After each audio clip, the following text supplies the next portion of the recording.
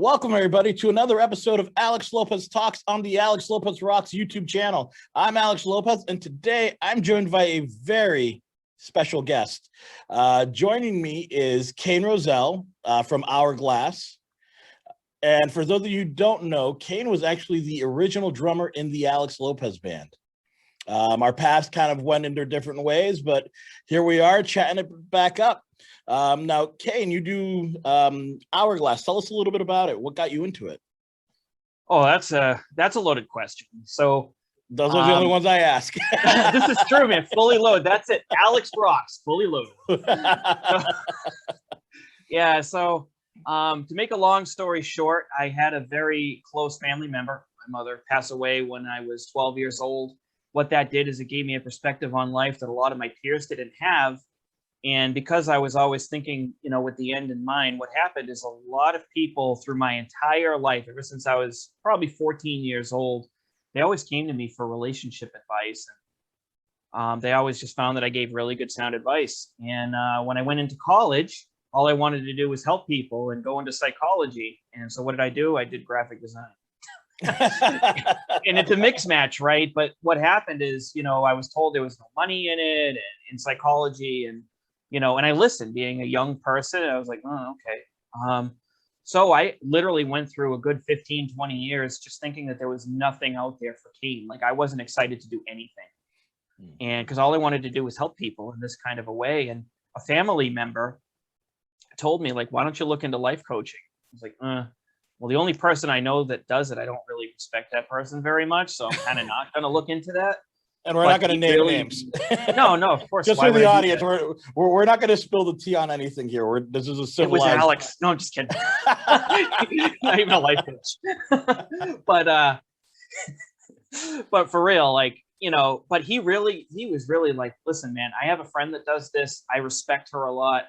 She helps a lot of people, and I really think that this would be up your alley. And I said, okay, you know what? Because I respected this family member. It was my uncle. And I did it. And I have to tell you, like, so many things fell in alignment. At that time in my life, I had a job that I really hated doing. I was managing a retail environment, and it really just wasn't me. If you've ever met a store manager that's really just cut out to be a store manager, you know it, because they have a passion for their job. The store looks a certain way. Their personnel is a certain way. But I just wasn't that guy. My favorite part of my job was helping my staff.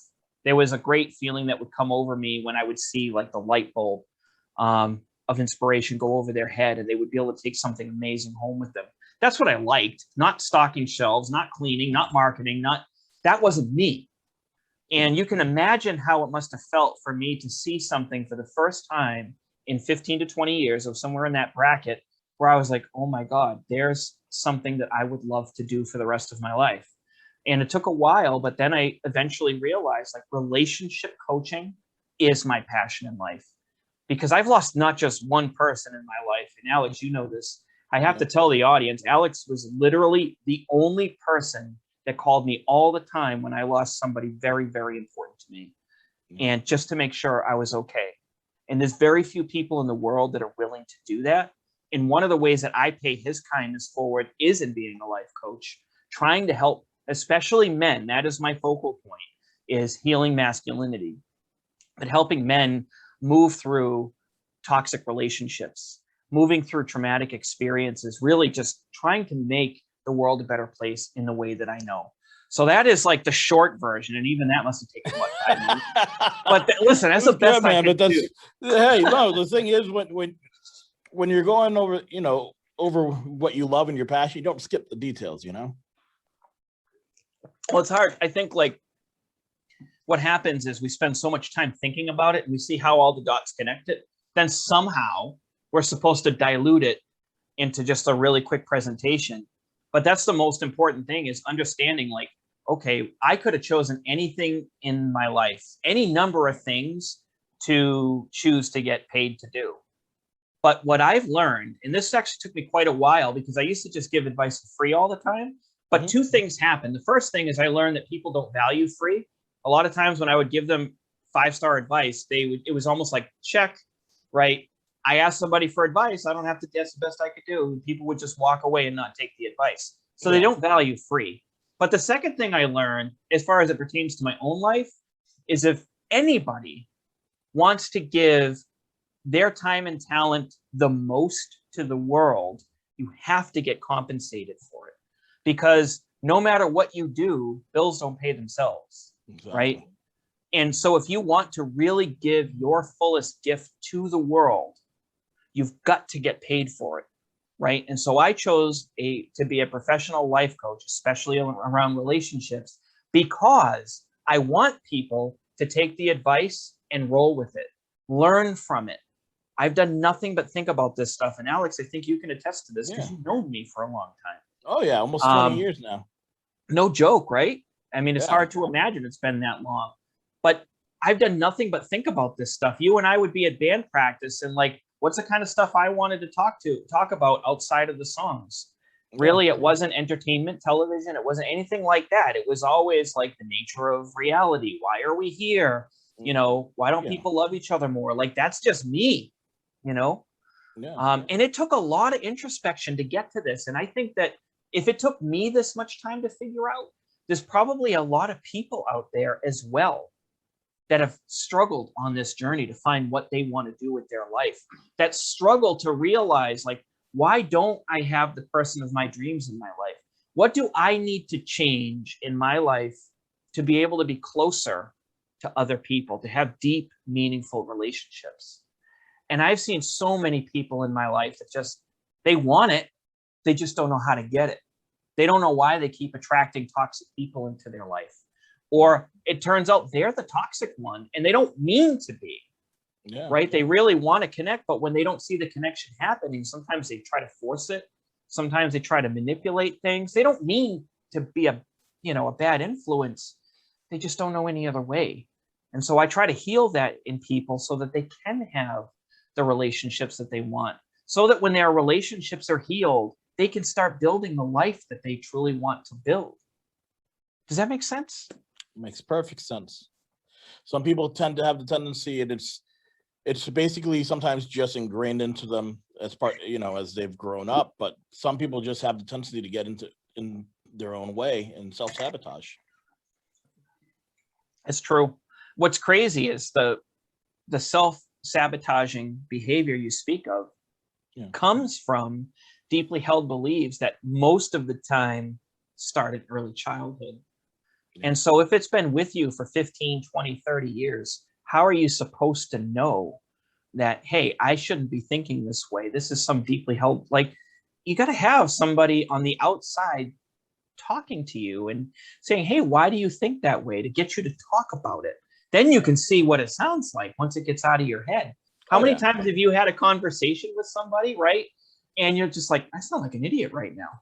Now, you would never think that, not you. Not me. But I've seen I can tell you in the most humblest of ways, I have felt like the idiot many times. And I've been so blessed to have mentors in my life to have those conversations so that I could get the stupid thoughts out of my head. And I was like, oh my goodness, why am I thinking that? Well, that's funny because you were talking about some mentors, and, usually, when you get into a field, there's usually like people who you don't necessarily aspire to be like, but who have usually an influence on you. So, and with this shift into the life coaching and the relationship coaching, was there anybody who motivated or inspired you? Oh, several. When it came to, for example, how to just talk to people and help them discover their own truth, my uncle was one of the biggest people. When it came time to taking the knowledge that I've learned over the years and finding a way to communicate that to people, Mary Morrissey, Bob Proctor, Jim Rohn. I mean, there's so many of them. And I even have a life coach, right? Because wouldn't that be weird if I was all like, hey, you all should pay me because I believe in life coaching, but I don't have one? That'd be a little weird. But honestly, like, my life coach helps me so much, like in building my business, challenging me with questions. Because like I said, like, you've got to have people outside of you getting you to talk about your deeply held beliefs, helping you move past the barriers that you can't see with your eyes, but they are nonetheless a mental construct that you have. So there's been so many people. And I'll tell you, like, I'll go on YouTube or like I've signed up for many life coaching courses. I've paid a lot of money for my education as well. Yeah. And just seeing other people talk about the things that I love, right? That always just gets me so jazzed up. Even in the mastermind, like you and I happen to be in a mastermind together. We do. And I love it. It's just so cool because I get to see everybody else talking about things at a very high level too. And that inspires me to do my job better. Yeah. So it's everywhere. That's awesome, man. That's awesome. So like, because it's like for example, our mastermind, I'm not going to go into details because that's a private matter and there's 2 other individuals into it. So sharing any of the details I feel would violate their trust, but we do address stuff that we can all relate to. And sometimes it's just somebody coming in from a different angle saying, hey, well, have you tried doing this? And it's kind of like what you said with the light bulb when somebody said something to you, why don't you just do a life coaching work? And then or when you used to be a manager at a place and you see somebody's light up, it's like, well, it's like, it becomes like that. Oh yeah, well, of course, that makes perfect sense. Exactly right. It's, I don't know. It's almost like otherworldly, I think. Yeah. The difference between keeping thoughts in your head and trying to solve whatever you're trying to solve and putting them out there.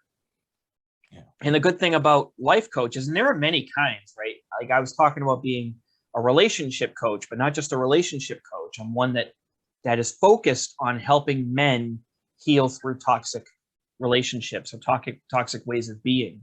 Yeah. But there are life coaches that are entrepreneurial coaches, people that are serial entrepreneurs. They've had 7 or 8 businesses. They're just good at this. So they help other people start businesses. They help them move past their roadblocks. There are life coaches that are health coaches for people that just, no matter what, they just cannot get themselves healthy. But these people have been through that journey. Yeah. You know, I've been through many toxic relationships in my life. Mm-hmm. I've also been the toxic one and not knowing what I was doing to other people. Right? I mean, even you can relate to that because we were in a band at one time. Oh, yeah. I don't think I was a bad member of the band, but just like anybody, I had toxic traits that I didn't know that I had.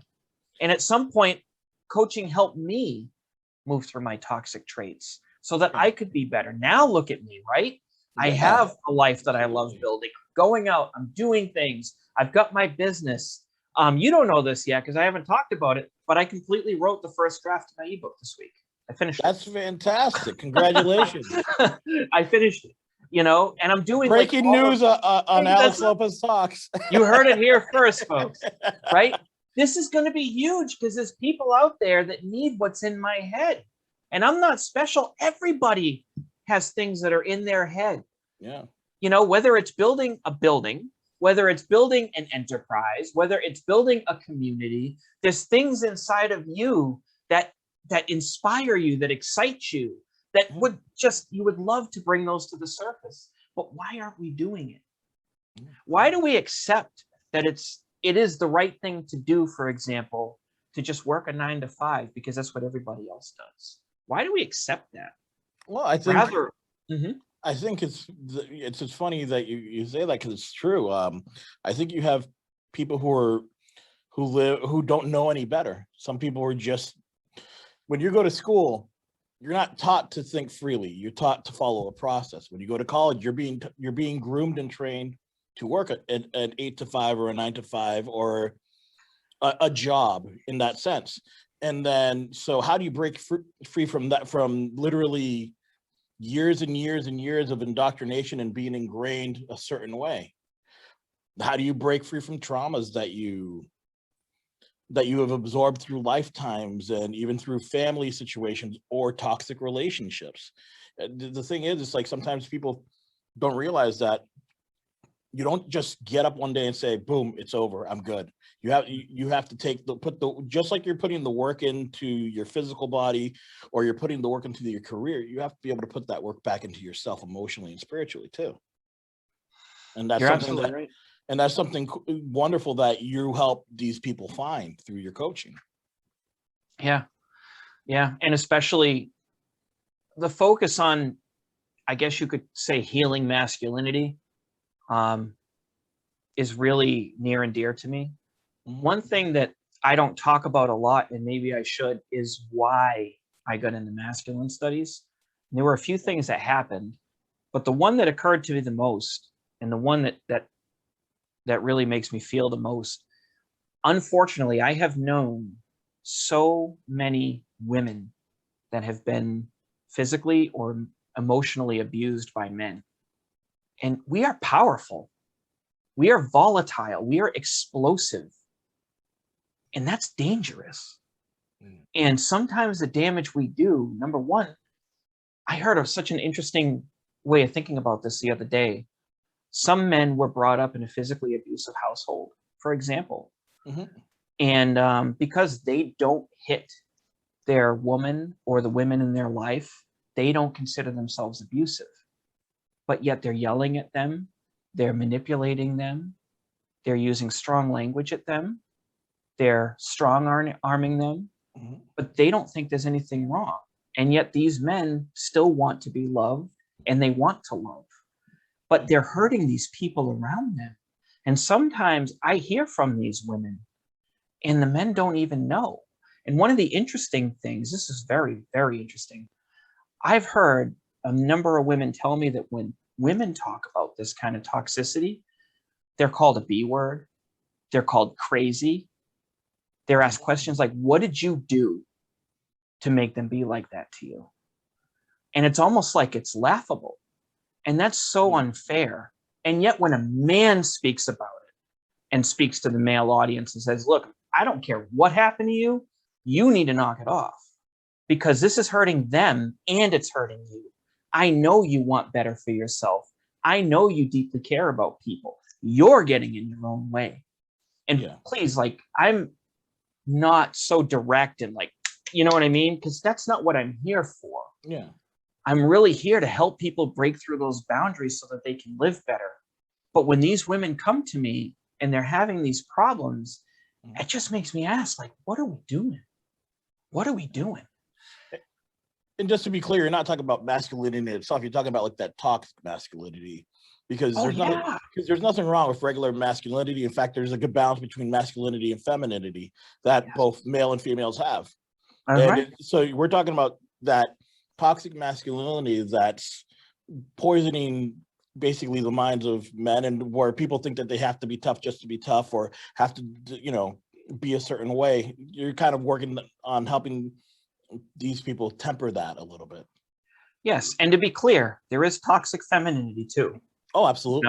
So I'm not one of those people that I'm just like a feminist and like, that's not like that. I'm just saying that there are toxic traits in both sexes, in both energies. We'll just say that because we're all a combination of masculine and feminine. Exactly. Yeah, I completely agree. And that's something that sometimes people lose track of. Well, I'm a man, so I'm 100% masculine. No, you're masculine and feminine. You just what's your dominant trait or what's your dominant side, and is it toxic or is it balanced? That's right. And I've been through a lot of men's work in the last several years, a lot. I've run teams. I've done retreats, a couple of them. I've done classes. I've read books. I've, read interviews. I've watched interviews. I've done tons of things. And one thing that I've noticed in the male community is it's too much masculine. It's too draconian in the way that it feels, and what I offer is a balanced approach, because I don't believe in just one side or the other. I understand the value of, especially if men have been feminized to a high degree, I understand the value of just isolating them around masculinity so they know what it feels like. So it's a different part in the process. So I'm certainly not demeaning it. No, and I went through that process and I found it extremely valuable. I needed to know, what it was like to be in just a group of men. I needed to know what it was like to be in a team of men that are all trying to move towards something.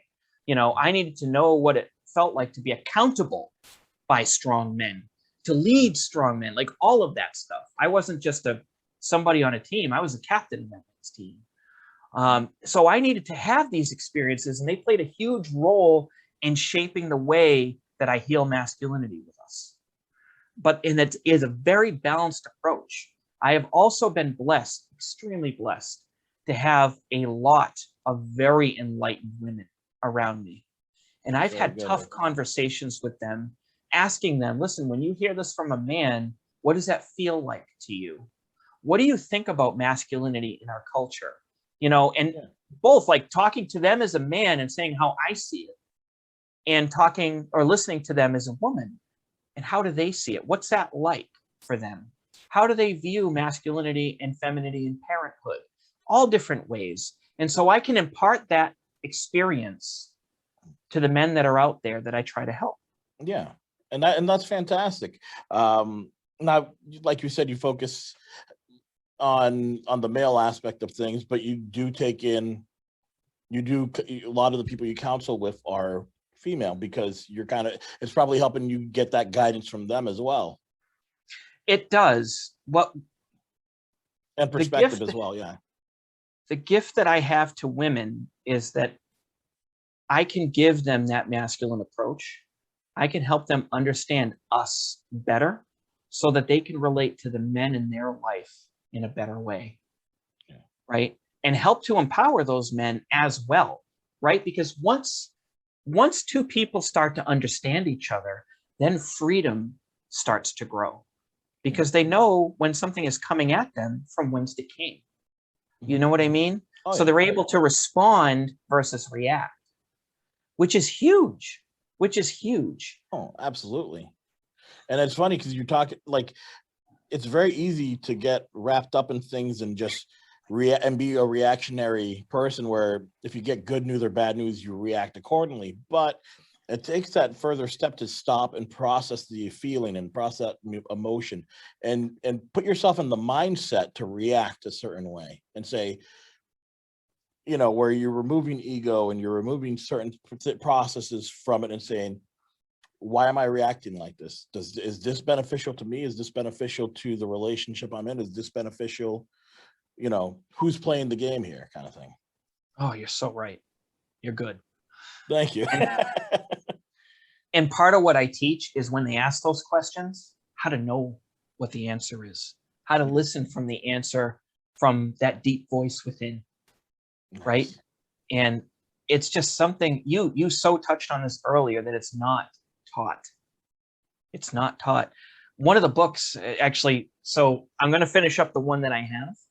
And the one that I have, just to give you guys an idea of its content, I picked up cycling as a serious hobby last year. And I had so much personal development through cycling, not just in my health, but things that I learned that were deep lessons about mindset that I had to go through experientially. So I've written a book, and it's called 0 to 2,000 Miles. And the idea is how to take these mind hacks that I learned that got me through cycling and apply them to any goals that you have in your life. But when this book is complete, and it won't be long now, I'm going to be writing a book that is this is along with you're saying and what I'm saying about not knowing, for men that are going to be new dads that came from a broken household. Yeah. Because you know what? I've run into a lot of men in my life that are nervous about becoming parents because they don't have a good blueprint to work from. Yeah. They came from a house where the two parents yelled at each other. They just know they don't want to do that. They weren't given the proper love as a child. They were neglected. So that's what they've come to know. So they're like, well, how am I supposed to love and show love to my child? Yeah. How do I make sure that they're not feeling neglected, but also not pampering them to the point where the child grows up weak, can't handle the world? Exactly. So there's so much that goes into this study that I'm doing, and to helping masculinity from many, many, many different points of view. That's wonderful, Kane. And there was something you had mentioned with your, and I'm trying to like put the right phrasing and word in, but when you're saying like pulling it all together and stuff, like let's say with, for example, the parenthoods that they come from like that broken home, or that place where they didn't have a healthy male environment. I think a lot of people don't realize that when you grow up in that kind of trauma and those kind of cycles, you tend to repeat the cycles. Not even knowingly, not purposefully, because some people are saying, I'm never going to be like this person. And usually that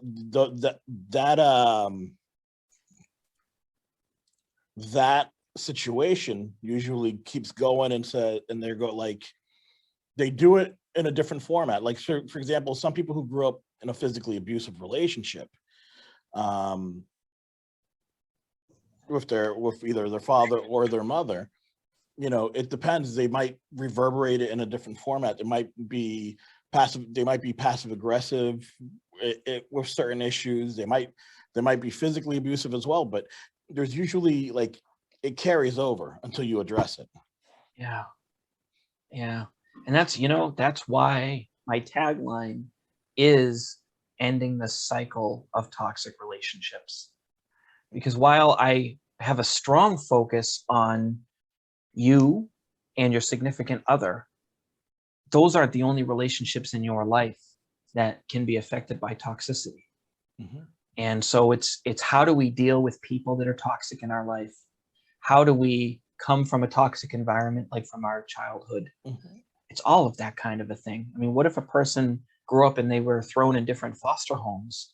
I've heard enough stories to know that not all foster homes are created equal. Yeah, I've heard that too. And that's the thing. So this is an important point that I think I should bring up. Counseling and coaching are not the same thing. Yeah. This is an important thing for the audience to understand. I am not a therapist. I am actually a very different point in the process. Yep. Therapy has a strong tendency to look at your past and tell you why you are the way that you are.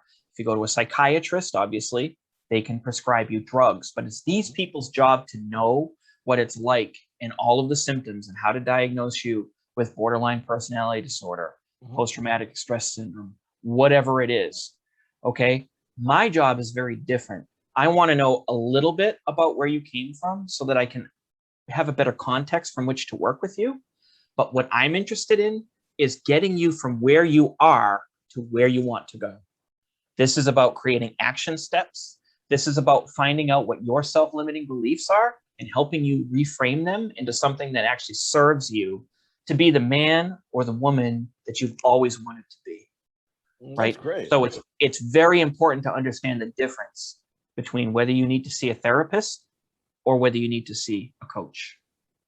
Yeah, and by the way, it's possible to see both. You're right. where you're discovering things on your mindset work where you're like, oh, I should probably go and get this addressed with a therapist. Yeah, that happens. They're not mutually exclusive. Yeah, that happens. Actually, I know people that have a coach that are seeing a therapist. Mm-hmm. And what I see the most is that there comes a point in therapy when you've just had it. You've heard it all. You're not moving forward anymore. You get it. And you don't want to tell your story again. Yeah. That is often a good indicator that it's time for you to move on to coaching. Because while we need to know a little bit about where you came from so that we can put things again in context, I don't want to dredge up every little detail. I don't want you living in your past. I want you living in the now and creating a better future. Oh, and that's wonderful. Kane, before we wrap up, is there anything you want to plug or promote? I know you mentioned your book. Ourglasslifecoaching.com. Yes. Yep. And that's without the H. Hourglass. Ours. Like ours, like we as ours. Yeah. That's right. It's a clever play on words. Thank you. It meant a lot to me. So I would absolutely, hourglass.com is the place that all of my things are coming, like, as a central hub. Okay, cool. So that's essential. Yeah. And I was just going to ask if where they can find you. So hourglass.com, folks. Hourglass Life Coaching. Ourglasslifecoaching.com. I have a Facebook page, same name, but also on Facebook. I have, if you're interested in mindset and you're interested in cycling, I have Hourglass Road Riders. And especially if you're in New England and you want to join up and you want to have ride with higher level people, then that is a place for you. I post on there frequently about my rides. I always have something, a little cute thing to say to keep people inspired, to keep people amused, and to promote good health and wellness, right? I mean, that's so important? Absolutely. Yeah, those are the most important things. And again, if you go to hourglasslifecoaching.com, if you go to my Facebook, if you go to my Instagram, like when new products and services come out, I will be listing them there. I'm fully available. If anybody wants to be coached, if they want to understand the men in their life better, whether you are a man or a woman, you want to understand your own masculine better, whatever is going on with you, I help people in having better relationships. Sorry, I stumbled there. I don't know what. It's okay, man. This is you love what you're doing. You get a little amped up. It's all good, man. This is I get lost. That's awesome. Now, for anybody who hasn't heard that, it's hourglasslifecoaching.com. We're gonna have all of Kane's applicable links in the description of this video. So if you missed it, you just click the link below, and that's where you'll find them. Kane, this has been an awesome chat, man. Thank you for making the time for me. For the audience, we're so grateful that you've taken the time to watch this video. Kane, thanks again. And everyone, be light and love. See you soon.